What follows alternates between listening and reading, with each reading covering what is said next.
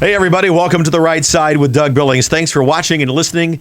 We are we are very happy that during this Christmas season we have been noticed and recognized as one of the most up-and-coming new political conservative talk podcasts in America. We're new, and our legs are just starting to grow here underneath us, but we are very happy about that, and we are very thankful for that. Please make sure that you subscribe to us on all of the major podcast platforms, or at least pick out your favorite one among the podcast platforms that are available in this country and the world, for that matter. Subscribe to us, The Right Side with Doug Billings. We are on YouTube at Doug Billings and Rumble, The Right Side with Doug Billings.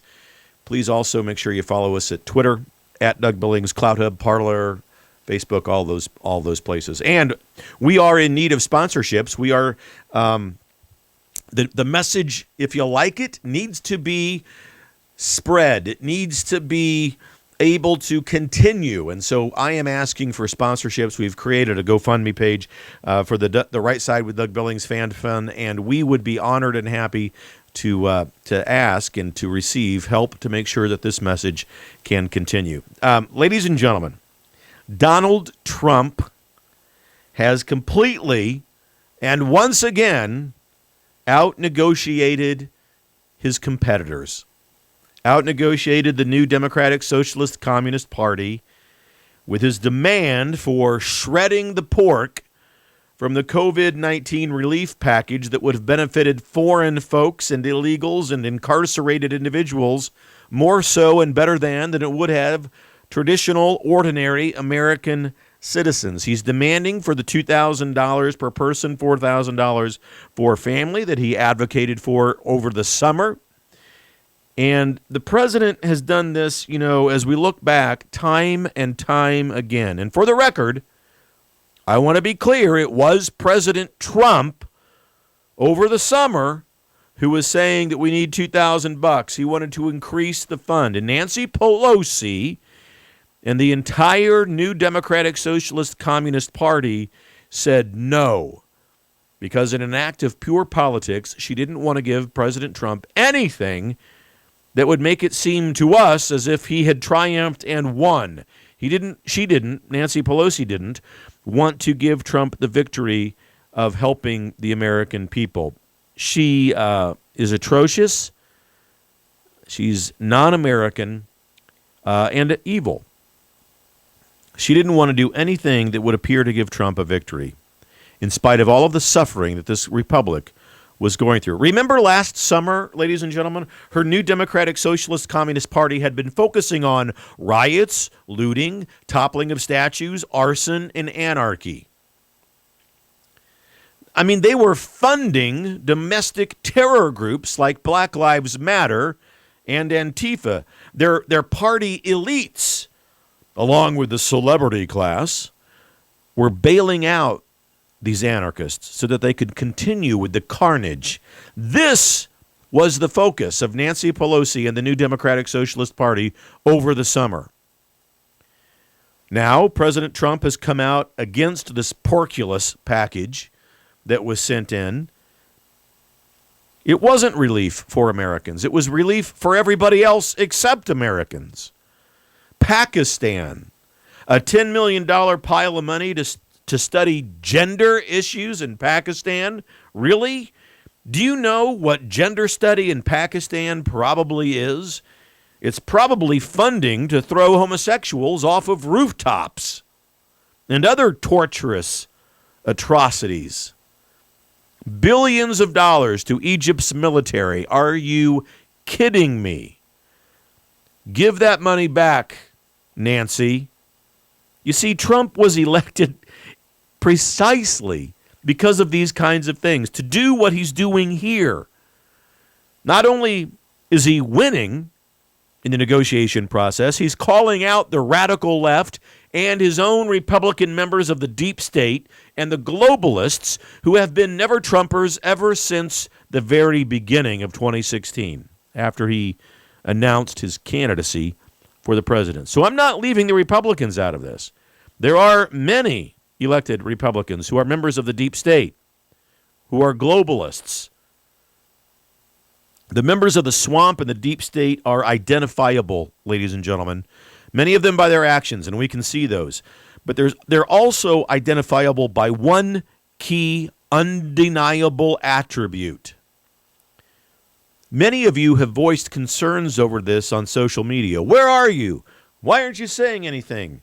Why aren't you speaking up? Well, that's because they're engaging in their primary response. They think it's covert, but it's very deadly. The response is silence. You see, ladies and gentlemen, silence is indeed a response. The elected Republican officials who are choosing to make a response via their silence are quite a few, really. And don't forget, folks, no response is something that we have to mark, document, and follow up with for not supporting Trump. You need to take note of these people. Remember who's engaged in silence, and then we, therefore, in return, will engage in what I call determined patriotism. And we will root out and fire these RINOs, these members of the deep state, these globalists.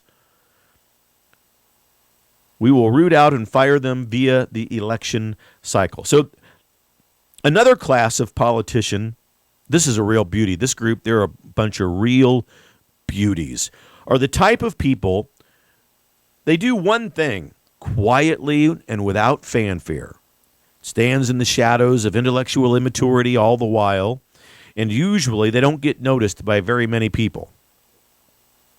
They don't get noticed by the common American, I'll put it that way.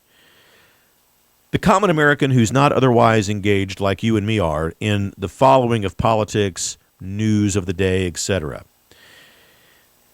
But people like me, people like you, and I fancy myself your humble and professional news host and anchor of the Republic, a perfect example of this kind of politician of whom I am speaking is Lindsey Graham. He voted for the porculous foreign aid package.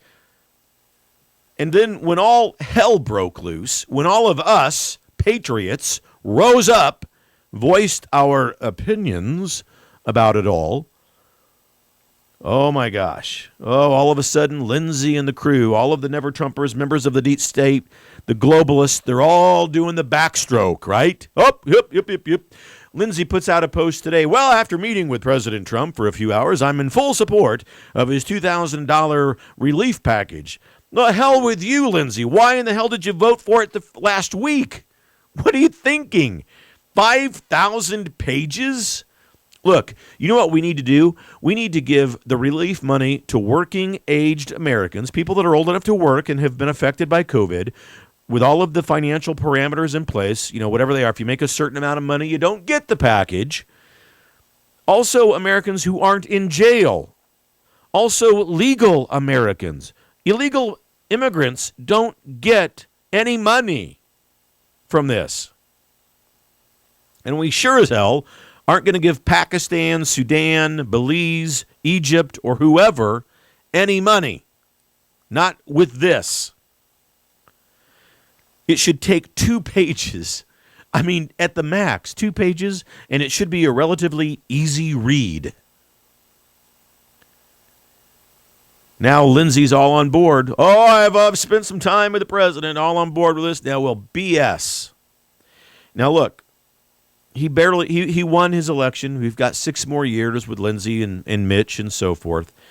But this kind of voting, this kind of nonsense takes place all of the time with issues that are far less glamorous and don't garner as much attention. And you can just imagine how much pork is put into each one of those bills passed every month through Congress and the Senate. Bills debated and passed into law with huge amounts of money that goes to every other country in the world, practically, then goes to our own people right here in America. And they are purposefully left out. Trump has changed all of this, ladies and gentlemen. He put America and Americans first. This is partially the reasons why elected Republicans who are mired in the deep state and the swamp of Washington, D.C. are using now the power of silence, the response of silence. You see, they just want to see where this all goes and hope that Trump goes away, these never-Trumpers. We're not going to let them be forgotten, though, the ones who are now engaging in silence. If they're using silence as their response, and it can be a powerful weapon indeed, so we will take note. We will take note, Patriots, of the Republicans who are silent in their daily activity with regards to support of President Trump. I mean, we're surrounded by a real possibility here of high crimes with regards to what's happened in this country and the past election. If a Republican doesn't come to the defense of the president to demand that we know the truth, then we should engage what I call our determined patriotism. And we will work diligently to have them removed from office by virtue of our votes.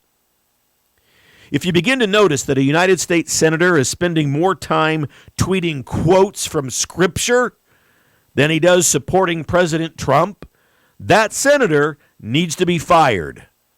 It's ridiculous that a politician, senator like Marco Rubio, spends so much time posting quotes from Scripture and zero time for posting any support of President Trump. And the patriotic duty that we have now is to discover the truth with regards to our last election. I'm not making any assumptions, not making any accusations. We need to discover the truth. And who could argue with that? Everybody needs to agree with that. Mitch McConnell, I know that this program sometimes makes it to your inner circle, Mr. Leader. I know that sometimes people within your group have seen me.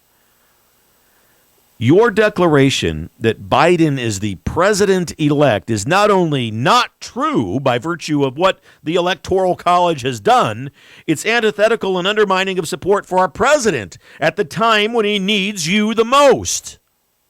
For you to not wait until January 6th, when Congress and the Senate in a joint session can come together to debate and discuss all of this, is a sign of your true membership within the deep state.